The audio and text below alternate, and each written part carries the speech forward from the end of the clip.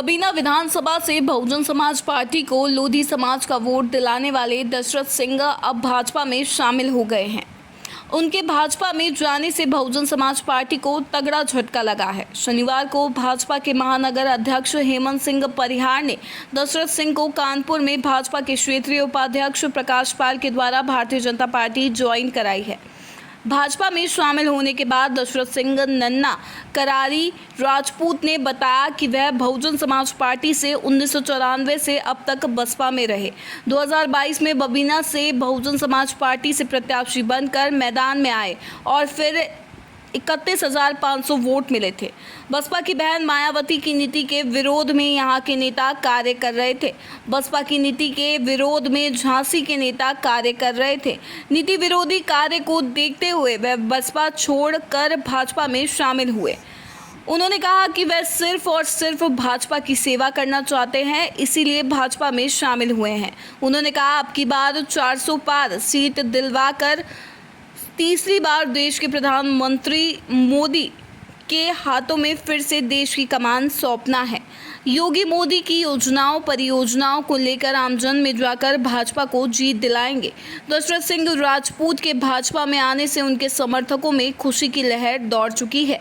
साथ ही बबीना विधानसभा क्षेत्र से लोकसभा के चुनाव के समय दशरथ राजपूत का बसपा छोड़कर भाजपा में जाने से लोधी वोटों का भारी नुकसान बसपा को होगा और भाजपा को काफ़ी फायदेमंद साबित होगा। भाजपा का दामन थामने के बाद दशरथ सिंह राजपूत भाजपा के लोकसभा प्रत्याशी अनुराग शर्मा सहित कई भाजपा नेताओं के साथ बड़े मंच पर दिखाई दिए। सबसे पहले आपका परिचय जानना चाहेंगे। देखिए, मेरा नाम दशरथ सिंह राजपूत है। मुझे वैसे नन्ना करारी के नाम से जाना जाता है। मेरा जीवन परिचय ये है कि मैं करारी में मेरा जन्म हुआ है, जो झांसी जिले से 9 किलोमीटर की दूरी पर है, और वहाँ से मैंने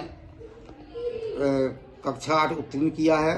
उसके बाद मैंने अम्बाबाई से जूनियर हाई स्कूल इंटर किया है और अपने राजकीय पॉलिटेक्निक से सिविल से डिप्लोमा होल्डर हूँ। आप भारतीय जनता पार्टी में कल वर्तमान समय में अभी शामिल हुए हैं, उसको लेकर क्या कहना चाहेंगे प्रेस वार्ता के माध्यम से? भारतीय जनता पार्टी की जो नीति है और जो भारतीय जनता पार्टी द्वारा आज पूरे देश में खुशहाली का लोग जीवन जी रहे हैं, जैसे कार्य किए गए हैं, चाहे शिक्षा के हिसाब से हो, चाहे आपके मेडिकल के स्वास्थ्य के हिसाब से हो, चाहे रोजगार के हिसाब से हो, और चाहे किसी प्रकार से गुंडागिरी के हिसाब से हो, ये सब चीज़ें जो है बड़ी अच्छी तरीके से उन्होंने उसका निर्माण किया है। इसीलिए हम पार्टी में आस्था रखते हुए हम पार्टी में ज्वाइन किया है। पार्टी में आपने जो संकल्प लिए हैं और उसके साथ बबीना विधानसभा को जो समय दे रहे हैं जनता को, आप उन तक क्या संदेश रहेगा और आगामी 2024 का जो चुनाव है उसको लेकर क्या है?